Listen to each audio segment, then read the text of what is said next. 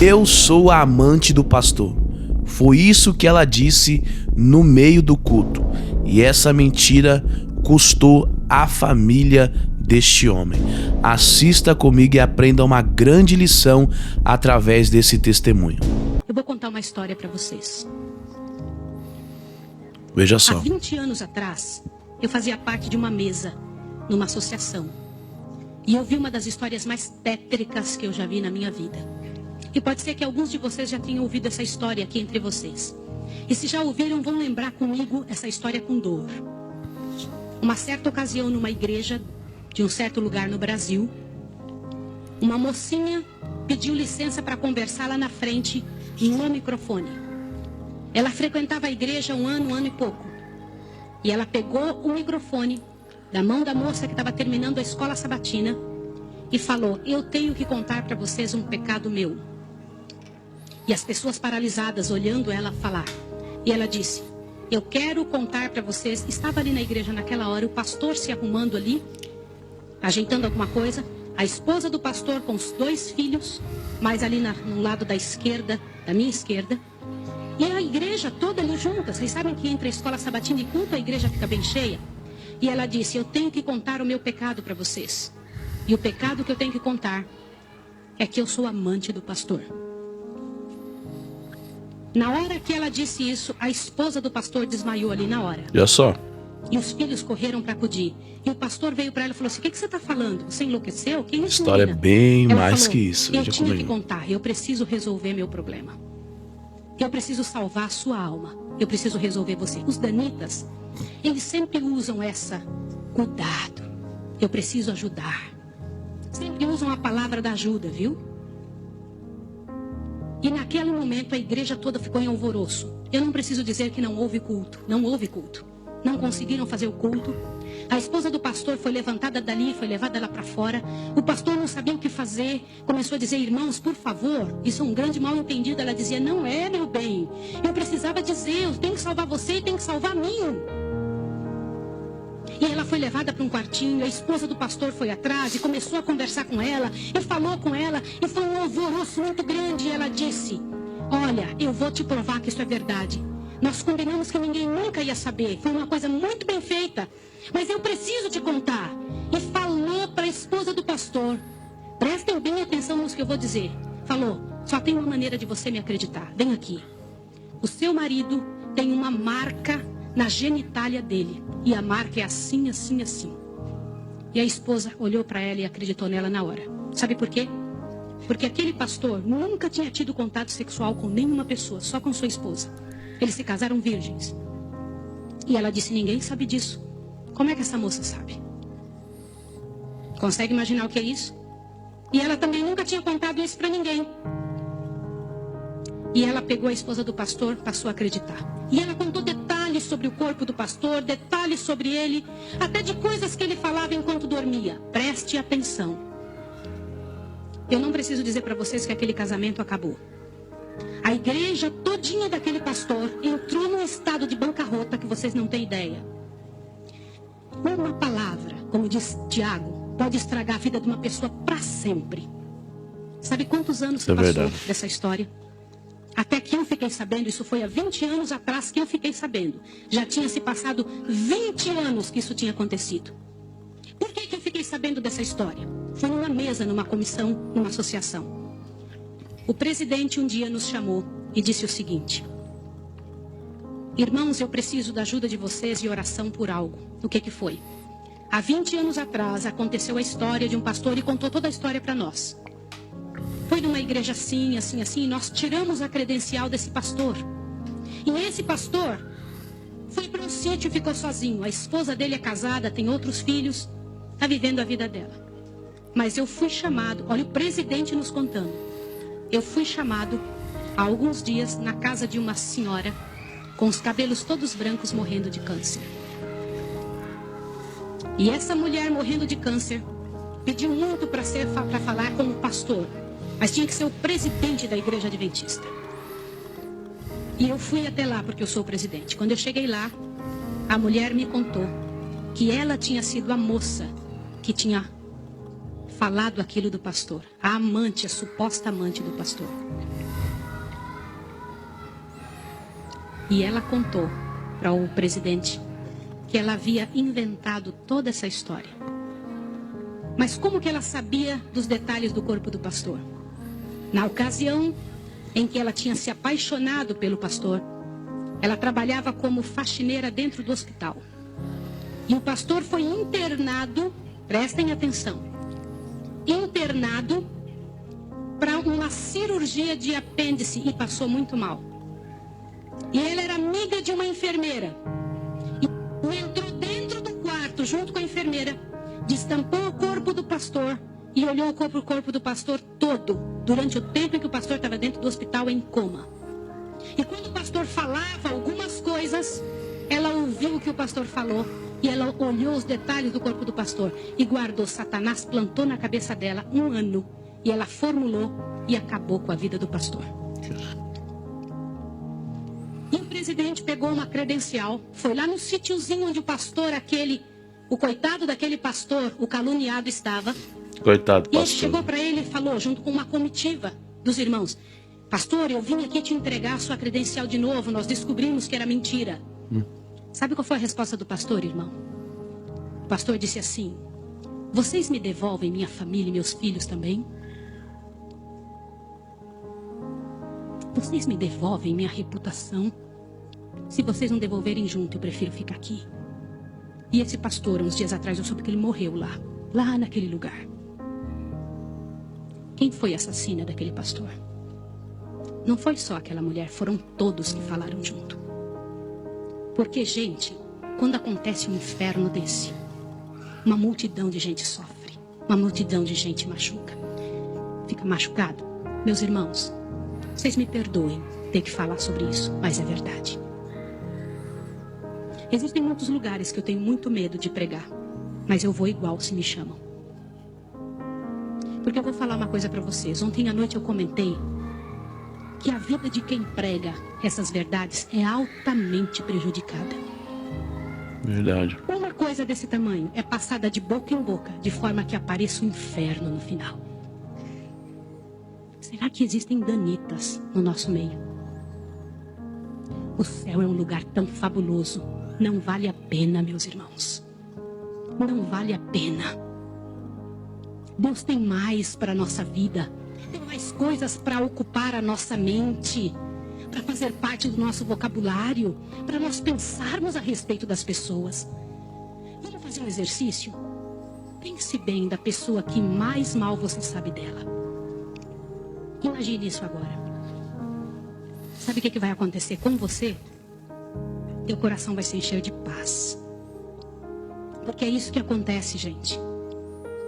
Se você não for capaz de abrir a sua boca para trazer paz para a vida de alguém, não abra a sua boca para trazer o inferno para a vida de quem quer que seja. Jesus ama as pessoas pecadoras e miseráveis. Todas aquelas que pecaram horrivelmente, Jesus ama. E Ele tem mais para oferecer para nós. E esse foi mais um testemunho, irmãos. Eu quero deixar uma palavra aqui para vocês que se encontra aqui no livro de Tiago, capítulo 4, versículo 11, que diz: irmãos, não faleis maus um dos outros. Aquele que fala mal do irmão ou julga seu irmão, fala mal da lei e julga a lei. Ora, se julgas a lei, não és observador da lei, mas juiz. Um só é legislador da lei, mas juiz. Pode salvar e fazer perecer. Tu, porém, quem é que julgas o próximo? E você, quem és que julga o próximo? E nós, e eu, quem eu sou para julgar alguém? Quem você é para julgar alguém? Infelizmente, no nosso meio cristão, nosso meio evangélico, existe muitas pessoas que julgam o mal do ser humano dentro da casa do Senhor ou fora da casa do Senhor. É o julgamento. É você olhar para alguém por um ato que ele fez e querer julgá-lo por isso. Às vezes a pessoa faz, irmãos, muitas coisas boas. Tem a vida toda fazendo coisas boas, fazendo a obra, fazendo isso, aquilo. Mas se a pessoa erra uma vez, ela é julgada para sempre. E tudo aquilo que ela já fez de bom some e fica somente a coisa ruim que ela fez. E isso é muito triste, irmãos. É muito triste, né? Assistir um testemunho desse. Porque a gente começa a pensar o que esse pastor passou. Pensa comigo, né? No meio da igreja apareceu uma jovem falando aquilo. Isso acabou com a vida dele. Acabou com o ministério dele, né? Ele ficou isolado, perdeu a família, perdeu os filhos, perdeu a congregação, perdeu ali o ministério de pastor. Então ele perdeu tudo. Por quê? Por causa do julgamento. Então, assim, um grande alerta nesse vídeo é: não julgueis. Não julgueis para não ser julgado. Primeiramente, temos que tirar a trave dos nossos olhos. Nós temos que analisar nós mesmos e ver as nossas próprias falhas. Não ver a falha do irmão. Se a gente for ver hoje, a internet é cheia disso, irmãos. Cheia disso, né? Sites de fofoca que falam mal do irmão. Irmãos que se levantam para falar mal de outro irmão. Porque, veja só, esse vídeo é muito antigo. Mas se a gente for ver hoje a internet, ela tá repleta disso. Site de fofoca que fala mal, e um famoso falando mal do outro, um irmão falando mal do outro, um cantor falando mal do outro, o pregador falando do outro pregador, dizendo que prega mais que o outro, que o entendimento dele é maior que a do outro, né? Irmãos, tanta coisa que a gente tem perecendo nos dias de hoje. O amor de muitos tem se esfriado. Certo? A gente tem dado tanto valor em tantas coisas. E assim, servos de Deus, homens de Deus, mulheres de Deus que são hoje exemplos para muitos, né? Que a gente vê hoje na tela da televisão, que a gente consegue ver no celular. Pessoas que eram para ser exemplos, que a gente poderia olhar e dizer assim: esse é um servo de Deus. Vou me espelhar também, e assim como ele está fazendo, eu vou fazer. Mas não temos mais essas referências, né? Que nem a gente tinha um pouco tempo atrás. As referências hoje tá muito mudada, né? As referências hoje é novo convertido. Se você for ver, tem pessoa procurando ajuda, perguntando para novo convertido, sabe? Pessoas que vamos dizer, famosas e que se converte. Tem pessoas que tá pedindo orientação para essas pessoas. E a orientação, irmãos, tem que vir do mais velho, não do famoso. Acabou de se converter, a gente já vê novo convertido pregando, novo convertido dando aula, ensinando, já ali na frente do trabalho, já levantado como pastor, levantado como missionário, sendo que não sentou para aprender, não sentou para ouvir, não teve o ensinamento do pastor. Tem uns que não tem nem pastor, estão crescendo achando que pode fazer o que quer dentro da casa do Senhor, e não é assim. Não é assim. Então, é algo que a gente tem que, assim, analisar o que está acontecendo dentro da casa do Senhor. Pessoas que julgam, pessoas que querem ser melhor que a outra. Muita coisa tem acontecido nos dias de hoje. E assim, é uma coisa que a igreja tem que fazer, é orar. Temos que orar, né? No lugar de ficar falando mal do irmão, no lugar de querer ser melhor que o irmão, vamos orar.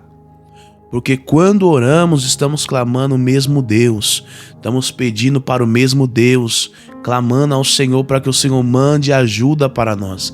Porque nós precisamos de ajuda, irmãos. Necessitamos de ajuda de Deus para que nós conseguimos sobreviver a esses dias ruins, difíceis que nós temos vivendo nos dias de hoje. Mas eu creio que o Senhor vai nos dar graça, o Senhor vai sim, e já está, né, nos dando força e dando sabedoria para a noiva. né? Precisamos muito de sabedoria, mas que em nosso meio haja mais união. A partir desse testemunho que você acabou de assistir agora, reflita. Se você é uma pessoa que julga o seu irmão, que se ajunta para falar mal do outro irmão, começa a rever os seus atos, começa a rever o que você está fazendo e ver que isso não é bom para o corpo de Cristo. Isso, irmãos, chega até a dificultar na hora do culto, porque isso causa impedimento. Por quê? Porque temos que estar em comunhão. A palavra diz: onde tiver 2 ou 3 em meu nome. Imagina, se não tivermos no nome do Senhor, se tivermos ali falando mal do irmão, ou se tivermos ali porque temos que estar, mas que nós viemos estar em comunhão. A palavra diz que quando o Espírito Santo desceu, todos estavam reunidos. Então que nós venha permanecer reunidos, que nós não venha deixar, né, o inimigo destruir a nossa comunhão com Cristo e a nossa comunhão com o nosso irmão. Porque se nós não conseguimos amar o nosso irmão, se nós não conseguimos amar o próximo, como que a gente vai amar a Cristo? Se nós não conseguimos perdoar, como que queremos que Cristo nos perdoe? Então, a partir desse testemunho, é um testemunho de reflexão para nós. Que Deus abençoe a vida de cada um de vocês. Fiquem na paz, tá bom? Que Deus abençoe vocês poderosamente. Não esqueça, tá bom, de deixar o teu gostei nesse vídeo. E deixa nos comentários também qual foi a sua opinião sobre esse testemunho, tá? Que Deus abençoe sua vida poderosamente. Fica na paz e até o próximo vídeo.